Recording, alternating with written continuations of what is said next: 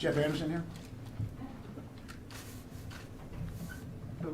Oh, hey, Jeff. All right. Good afternoon, and thank you to everyone who could join us today.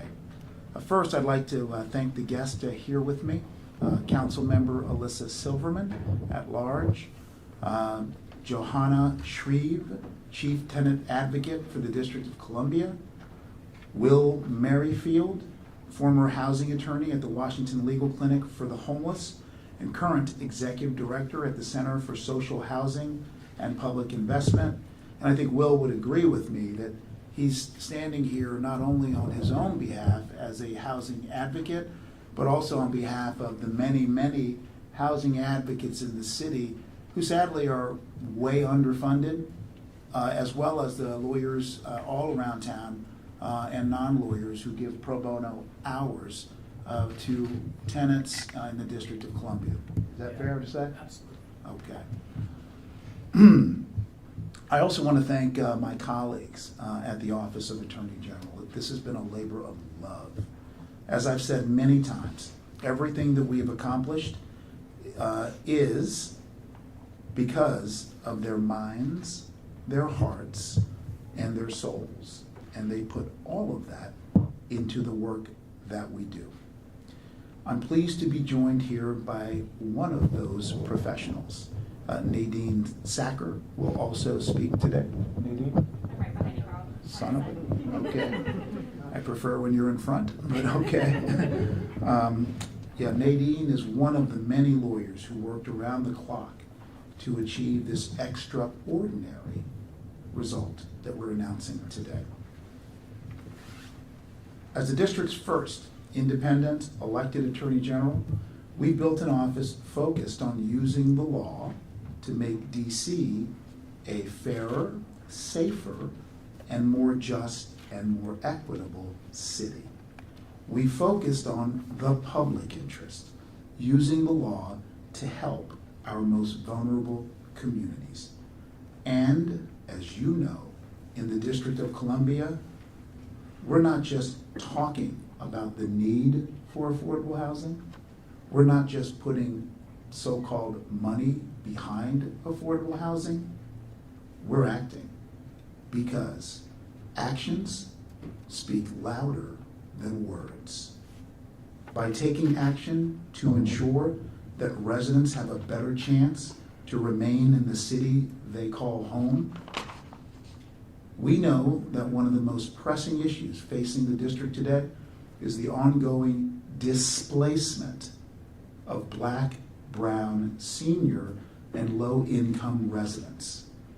When it comes to our city's growth, too often we hear from powerful developers. They're reflected in almost everything that happens in this city, including who gets elected and what decisions and priorities they have, not longtime DC residents. At the Office of the Attorney General, we have flipped the script.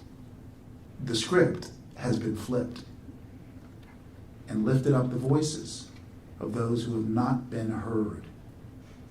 Tenants, residents, long-standing second, third, fourth, fifth generation Washingtonians.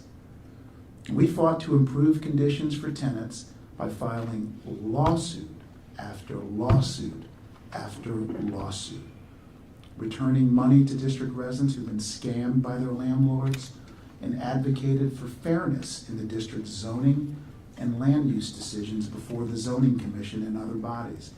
And while I have you, I do want you and members of the press, please focus in on a new section that we established called the Equitable Land Use Group. That group is fighting displacement at the outset, at the zoning level. Please, press, take a look at the Equitable Land Use section. We're happy to talk to you about that. So, we brought a critical focus on housing discrimination. Let's talk about that. In recent years, the district has experienced the highest levels of displacement in the United States of America. We sadly are number one in displacing longtime residents from the city they call home. The district has been fortunate to experience an economic boom over the last 2 decades, but growth, as you know, has not benefited all residents. A rising tide has not lifted up all of the neighbors. Too many residents, especially people of color, face serious obstacles to finding safe and affordable housing. This displacement is not just the result of market forces. Instead, it's often caused, and our investigations have revealed, by a deliberate, illegal, and unethical business model. And this displacement is also caused and reinforced by overt discrimination. Let's talk about vouchers. Vouchers are a critical tool that help our vulnerable residents, including seniors, people with disabilities, and single mothers, keep roofs over their heads for their families in what is obviously a soaringly expensive real estate and rental market. In total, just about 7% of district residents, or 50,000 district residents, rely on some form of subsidy for housing stability. About 11,500 low-income DC households depend on federally funded housing choice vouchers. Let's talk about who uses these vouchers, because the story of the voucher holders, that narrative, has been mistold. Let's talk about the truth. 60% of voucher holders are seniors, families with children, or people with disabilities. 95% of voucher holders are Black. 79% of voucher holders are women. 32% are single mothers. Women with kids. 66% make less than $20,000 per year in one of the most expensive cities in the world. I want to emphasize one point, because we have allowed the false narrative as to who the voucher holders are to persist for too long. Many voucher holders work.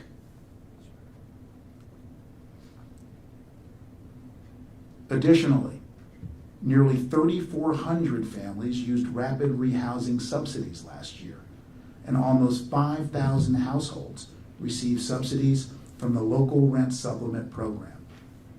These are DC tax dollars, your money and my money, used, or the purpose of it was to help DC residents.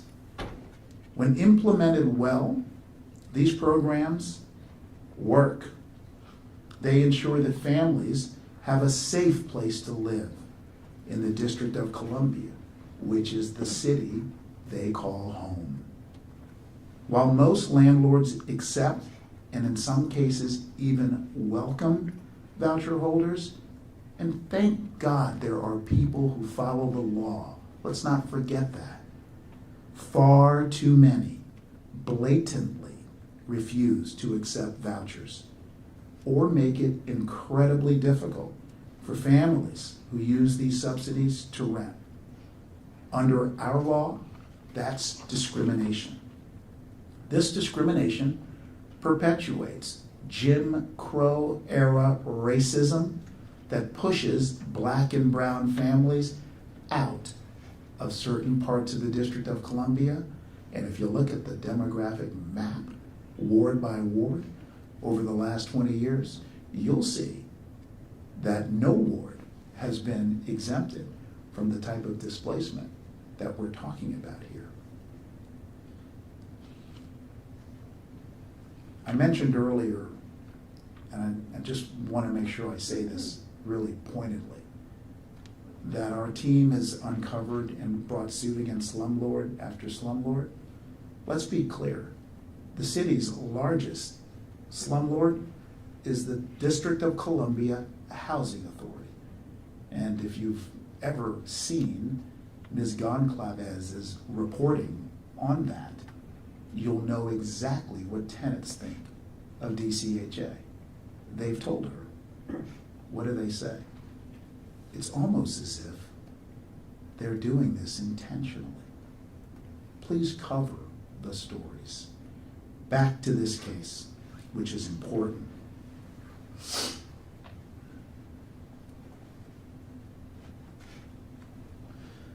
Because vouchers are designed to give low-income families who are disproportionately Black meaningful choices about which neighborhoods to live in, and to help break down historical patterns of segregation and racism, they must be faithfully delivered, and they must be accepted under law by all landlords. Those that stand in the way of the full and proper implementation of these voucher programs reinforce the very racism that is reminiscent of Jim Crow era. This includes policymakers, developers, and elected officials who listen more to developers. And I would argue, if you look at the defendants in our lawsuit and you actually follow their contributions, you'll see what I'm talking about. Landlords cannot refuse to rent to prospective tenants simply because they receive housing vouchers or subsidies. They must also treat tenants who use subsidies the same as tenants who don't. They cannot have separate policies or create policies designed as barriers for tenants who use vouchers. Having this groundbreaking law on the books, that's our anti-discrimination law, is not enough, because actions speak louder than words. The law must be enforced.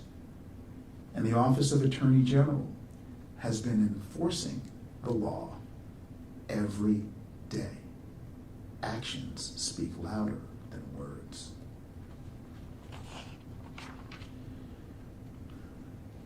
We need the appropriate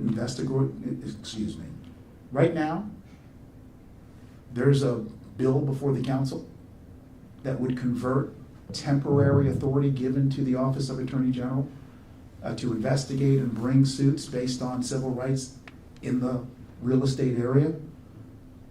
There's no reason that law should be temporary. So right now, legislation right before the council to make that law permanent is there. I'm urging the council to unanimously pass that law now, or else suits like this would be in peril. Why would the DC City Council not pass that law right now? Let's talk about this case.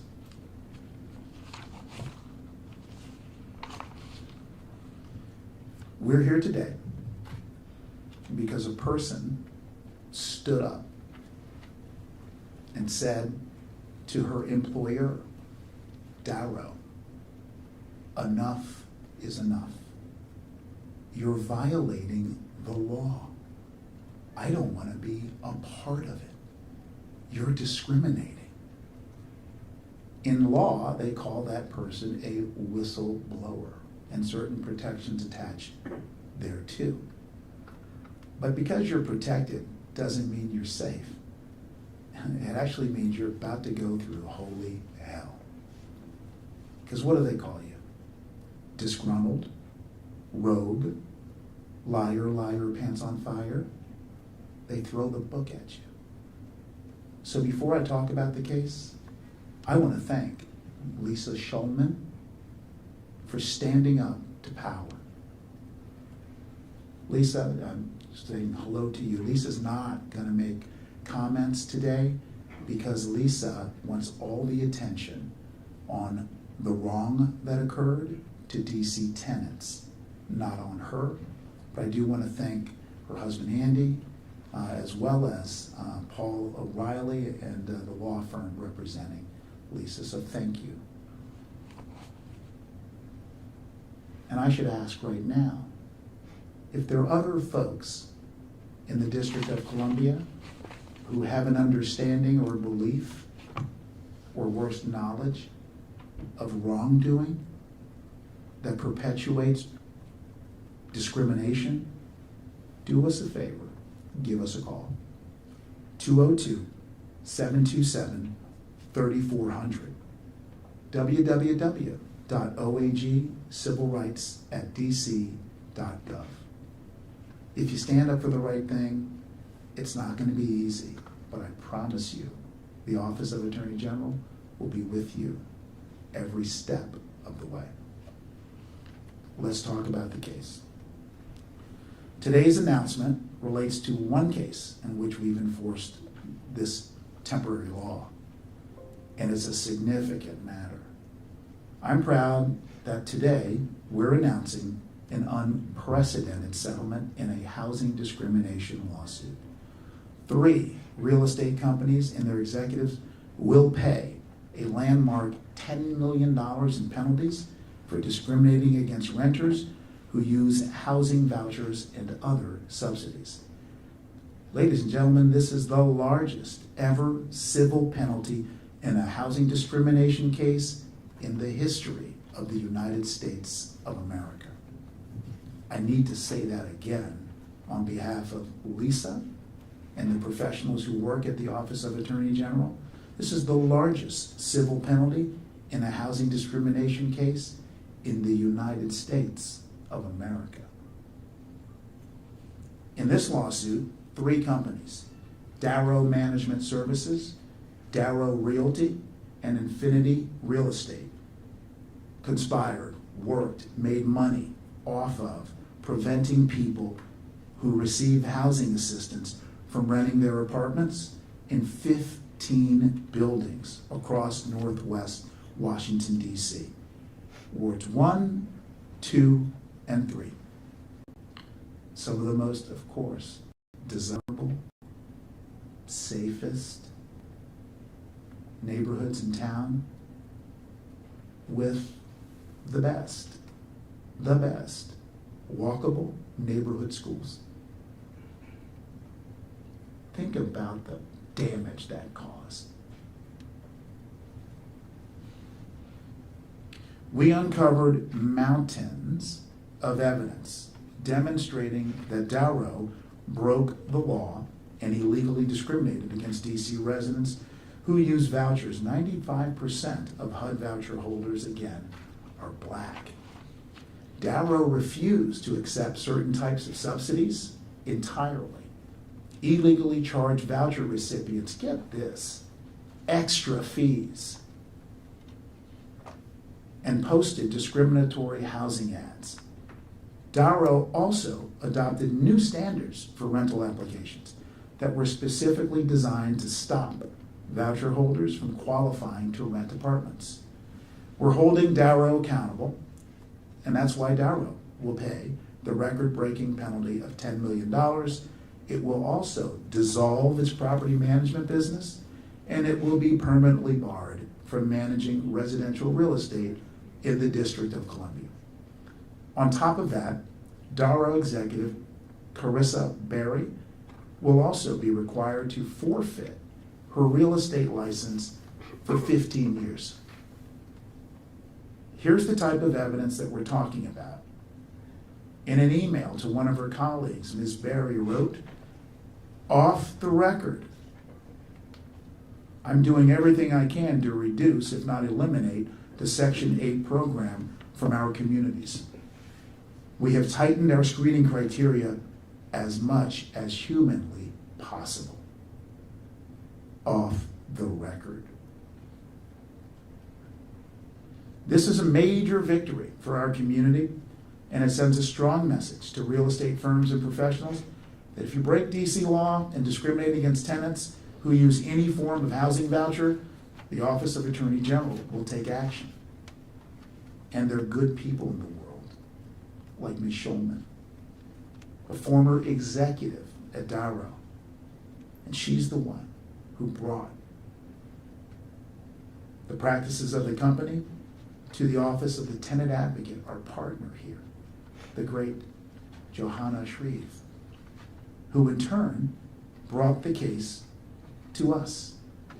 Ms. Schulman not only made the courageous decision to come forward, but she's given us every bit of her time, thank you, as we develop this case.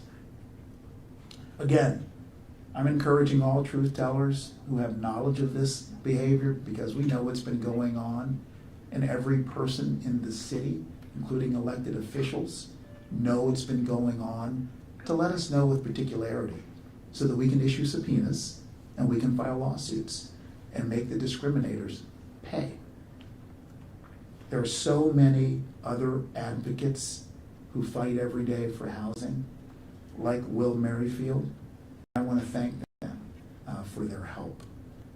Now is my turn to introduce Councilmember Alyssa Silverman, who stood up for tenants. I want to make a comment just about the council's rules.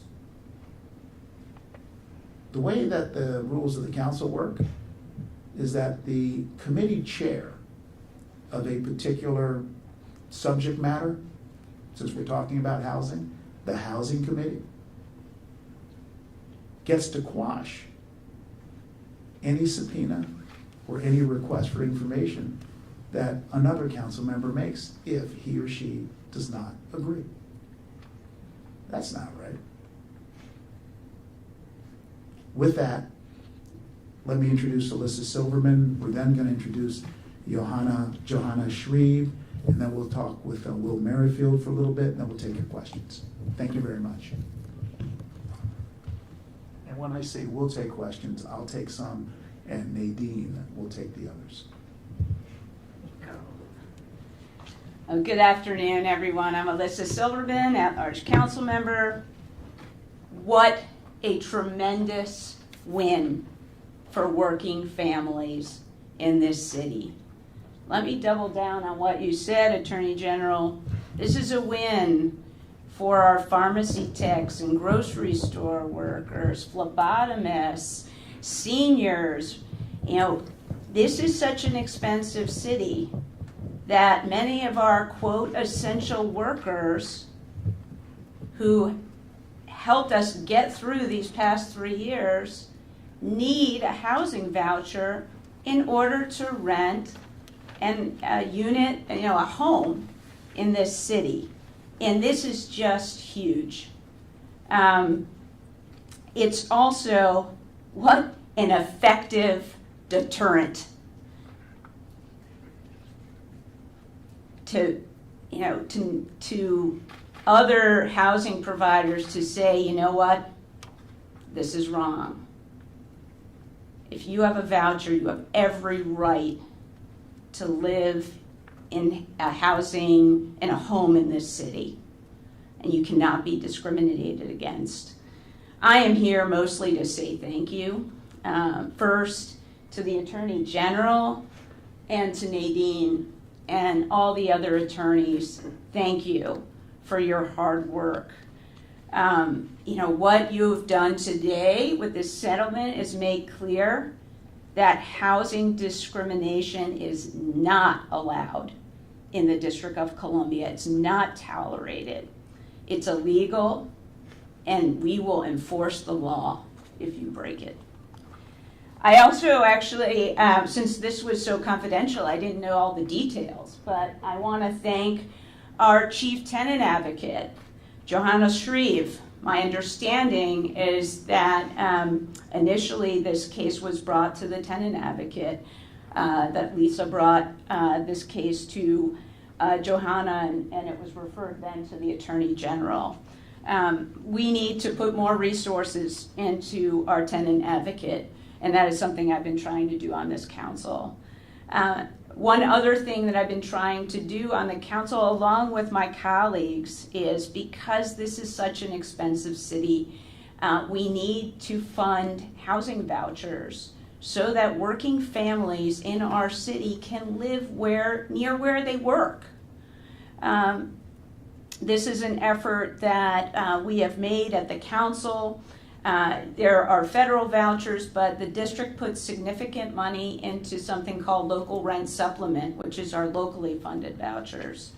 And we need to make sure that working families and our seniors, as you point out, Mr. Attorney General, have the ability to live in all parts of the city. And I'll just reiterate, every renter, including renters who have housing vouchers, have a legal right and a moral right to rent without discrimination in our city. And, but still, in our office, and my colleagues' offices at the council hear this too. We hear about renters turned away, charged extra fees, quoted higher rents, and otherwise treated unfairly just too often. And what is the reason? Because they have a housing voucher. We have worked at the council both with legislation and applying public pressure and awareness like we're doing today to end this illegal and unfair treatment when it comes to housing vouchers. I introduced legislation on housing voucher discrimination penalties because too many landlords, we heard, were just turning our residents away simply because they had a voucher. And that, again, is despite the district's anti-discrimination laws. More recently, I helped push legislation clarifying for the Office of Human Rights what sorts of things are simply voucher discrimination by a different name. What I'm talking about are those things like extra fees and deposits, higher rent, something that might sound okay if they were said like, well, we accept vouchers, but your income is just below our minimum. No, that's not right. So let me just close and get to the other important people here by saying this is what I hoped would happen when we had an independent attorney general. This is effective enforcement of our laws. And again, I want to thank the brave whistleblowers, if there are more than just Lisa, who came forward. Thank our chief tenant advocate. Certainly thank the Attorney General and Nadine and all the attorneys who worked on this. This is a huge victory for working families in our city. Thank you all.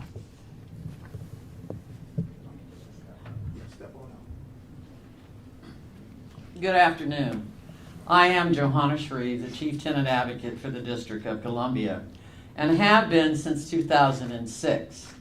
So for the past 16 years, our office has served as the element that deals with education, legal representation, policy reviews of all legislation from the federal to the local level. And we, too, want to thank my good friend, Attorney General Karl Racine, for the partnership that has been established since he was elected. Just before we came into this conference this afternoon, I related to him the memory I had of the first time I met him. And it was my hope at that time, and it is still my hope, that the Office of the Tenant Advocate and the Office of the Attorney General will continue to be partners in ensuring that every tenant in the District of Columbia receives decent, safe, and sanitary housing. And in addition to that, the discriminatory actions that we have been working on so much together with, we are now showing that it does matter when government comes together. It does matter when government decides to do what we are paid to do, which is to serve the public. Since 2013, our office has given back $23 million to the tenant community. We don't brag, we don't boast it, we just do the job. We also run the emergency housing program for the District of Columbia. So when there's a fire and you see that fire engine, think about the office of the tenant advocate, because it's my office that puts those tenants in hotels. We are the only city in the United States that provides this kind of secure environment for the tenants of the District of Columbia. We believe that it is important, and as Carl said, you've got to walk the walk. You've got to be able to walk and talk and be able to recognize that poverty in America is not new. Poverty in America is very old. And for those of you who are in the press and that cover all of the things that go on, we want to make sure that you understand it is also important that the City Council of the District of Columbia pass into a permanent environment Bill 24446, which is the Attorney General's Civil Rights Enforcement Clarification Amendment Act of 2021. It is important because giving this office the authority to file civil actions, such as the Darrow case that we're talking about today, are the things that are going to change the way in which housing providers in this city respond to the government going forward. I cannot tell you how happy I am that this happened. I cannot tell you that the idea of moving people from southeast to northwest was not just a dream, it is an idea that is going to be fruitfully included in the District of Columbia. I cannot tell you how happy I am that you, the press, took time out of your day to come here today and listen to us tell you about the successes and the dreams that we have for the future of the District of Columbia. And with that, I will now bring up my good friend Will Merrifield, who has worked in this area and with the homeless community for the last decade in the District of Columbia. Well, thank you. It's a tremendous day. It's a tremendous win by the Office of the Attorney General. I just wanted to start out to put the housing crisis that DC is going through in a little bit of context.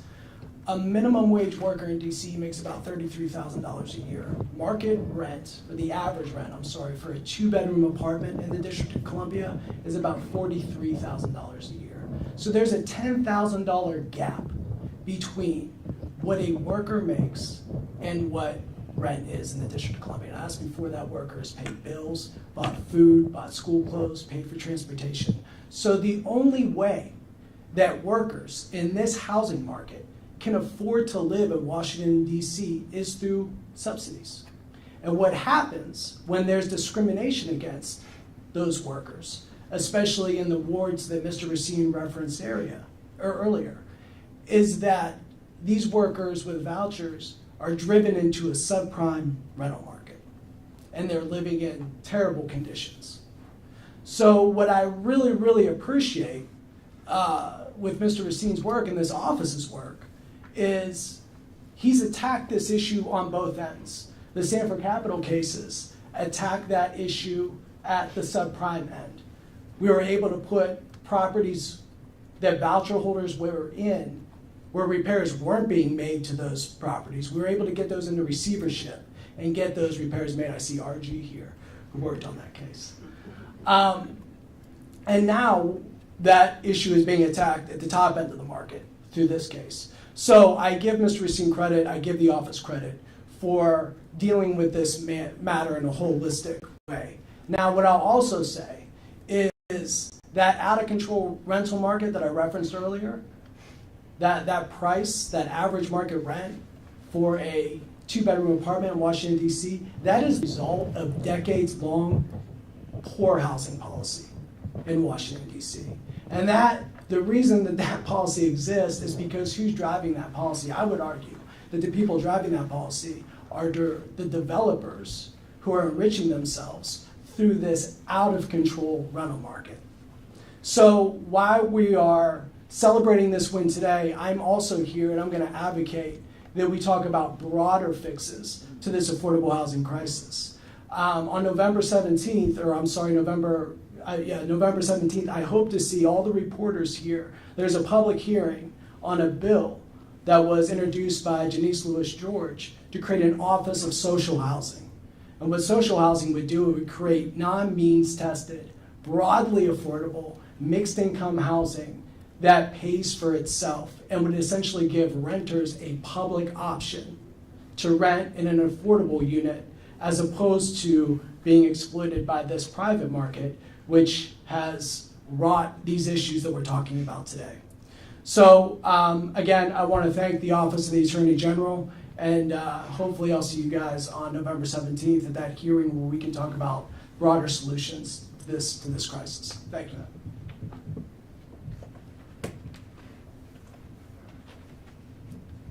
All right. I do want to clarify the record before we go to the Q&A. Johanna's recollection's a little bit off. When we met, she threatened me and said, if you don't do what your mother told me you would do, I'm going to, and I'll leave it to you and your imagination. Yeah, sounds right is what she said, and that's exactly what she did. And again, as Will said, this ain't our first rodeo, okay? These cases in the court system take a while, and they also take witnesses, you know? Changing the law in the District of Columbia takes a while. So we're gonna continue to press to the metal for the residents of the District of Columbia. With that, Nadine and I are happy to take your questions. Jeff Anderson is going to go first. And after that, with questions, could you please state your name and outlet for your question? Thank you. How would you characterize the Bowser administration's performance on providing affordable housing to seniors and working Washingtonians? I'll answer the question this way. The DC Housing Authority, as reflected in the 82 page, I think it was. Thank you, 72 pages. I should have had an addendum. 72-page report has pointedly described the District of Columbia's housing authority as the worst performing housing authority in the United States, as measured by vacant units in a city in which people are desperate for affordable housing. I don't know about you, I never tried to be worst. So no, it's not, it's been troublesome to say the least. Next question. One more. We get a follow-up, Jeff. 0 to 10, give us your confidence level that Mayor Bowser's appointee, Brenda Donald, has the capability and the will to reform the housing authority without direct intervention by HUD. So I really want to focus on this case, but I'm not going to duck a question. Because, 0 to 10. no, I'm a public official. You should ask me hard questions. Look, the record is clear. The administration, Executive Office of the Mayor, actually had a national search in a job posting with clear and specific requirements for the executive director. That was pulled. And Ms. Donald got the job. Clearly, loyalty trumped expertise. And Jeff, you've not asked about the board of the DCHA. How would you characterize the mayor's influence over the board? Last question and another person. You'll get your time. Okay. I mean, these are good questions that people don't ask. District Dig and Jeff, they asked that question. So you're going to get your time. Here's the problem. Again, don't take my word for it, because I can be characterized unfairly as political. Whenever we disagree, political. No, pointing out the truth. So, the truth of the matter is that the DC Housing Authority has a specific mission, and that is to help people who need the most help around housing. Well, as the HUD report recounted in a clear way, DCHA's board votes in a block with the mayor's appointees, with her chief of staff, former chief of staff, or lead of the district's development arm, John Falciccio, being an ex officio member of DCHA. I would invite the reporters, follow the money. You know what's going on. DCHA is a 0 out of 10. And the executive director and the board need to be removed immediately. In sports, when you win no games and don't fulfill your mission, coaches get fired, not protected. Sir, you had a question? Yes, Leonard Fleming, DC News Now. So, with the mayor appointing 7 of the 13 board members, is this culpability directly on her? I mean, I leave it to others to assess that. I rated the performance as 0. I think that answers your question. Next question. Delia Gonzalez, WSA 9.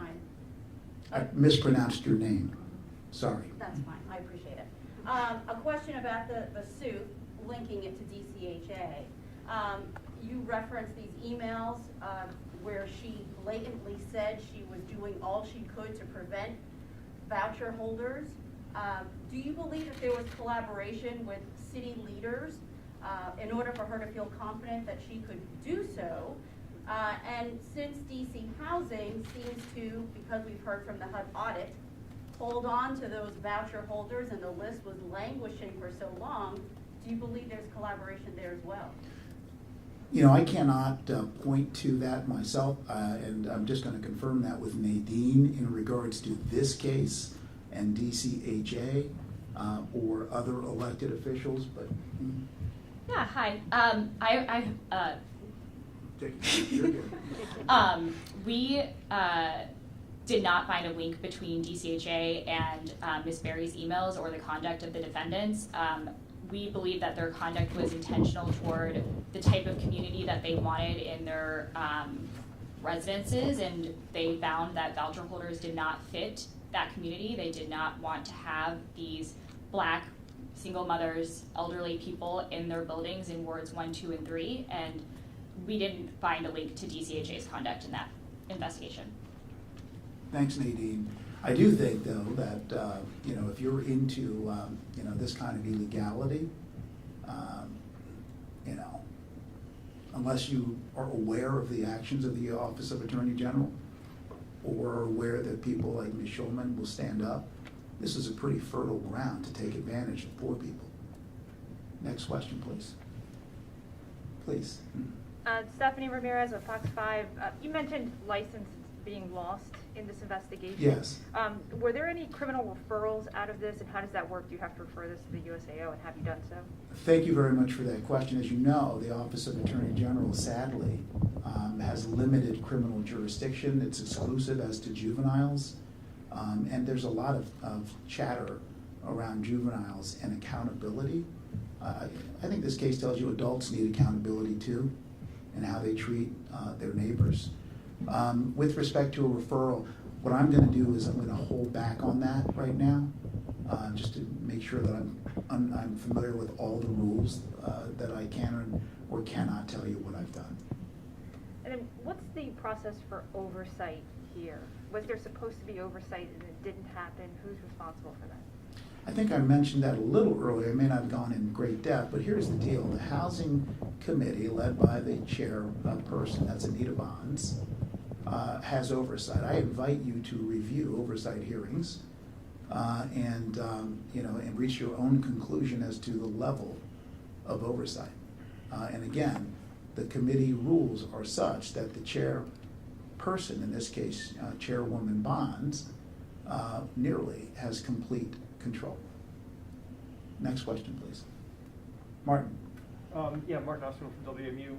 You mentioned that beyond the $10 million fine, Darrow as a company is basically going to have to stop doing business. Does that mean it does, like, every iteration of Darrow stops doing business and all the buildings that they own have to be passed on to another? It's a great question.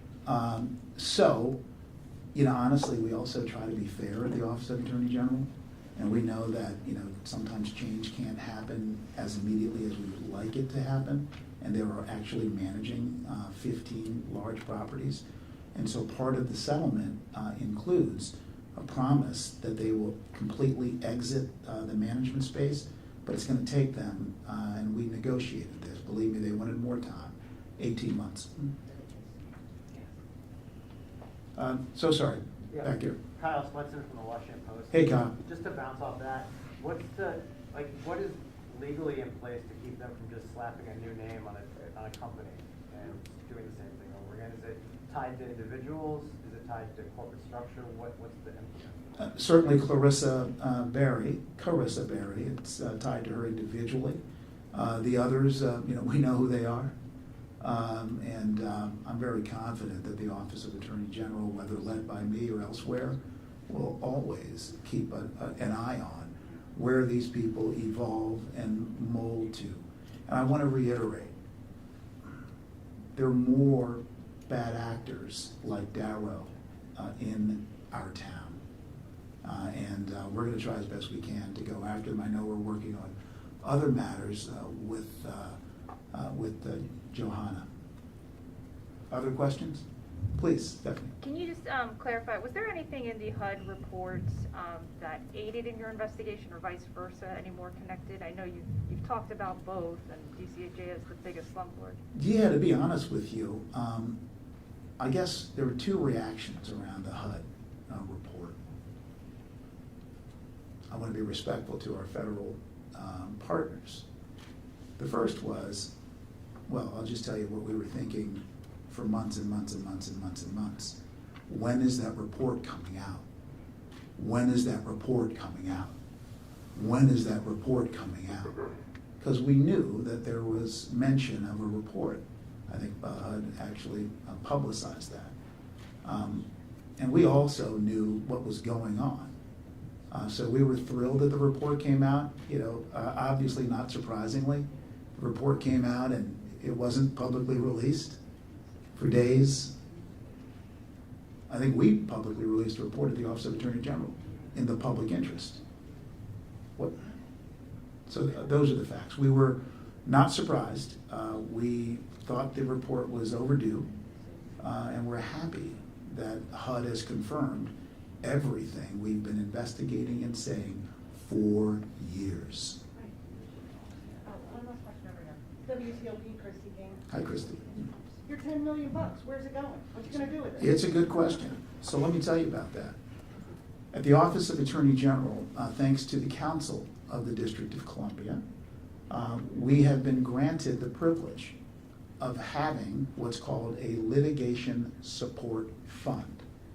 That litigation support fund allows us to fight tooth and nail, investigate like crazy, sometimes against the wealthiest people, individuals, and companies. By the way, Darrow's backed by Infinity, private equity, you know, big time private equity player. And they don't hire schmucks. So when the District of Columbia stands up for hardworking people, we need to know that we have the resources to fight the fight. So look at it this way. The money is being invested in future actions that will correct wrongdoing. Great. Thank you, everyone. Thank you.